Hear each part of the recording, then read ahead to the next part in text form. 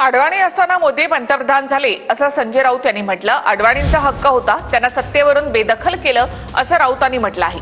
तर वडील जिवंत असताना मुलांनी विचार करू नये, फडणवीसांचं हे कालचं वक्तव्य आहे। मोदींचा उत्तराधिकारी महाराष्ट्रामधला असेल असं संजय राऊतांनी काल वक्तव्य केलं होतं।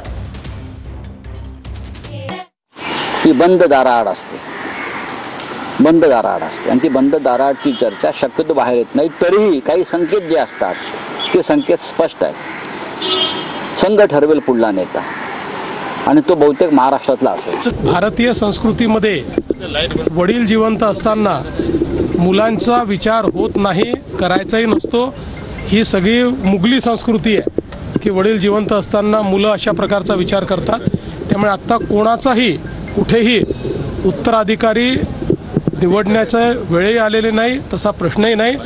आणि जोपर्यंत माझा विषय आहे, माझा त्याच्याशी संबंध आहे। देवेंद्र फडणवीस सांगतायत की बाप जिवंत असताना, लालकृष्ण अडवाणी जिवंत असताना सुद्धा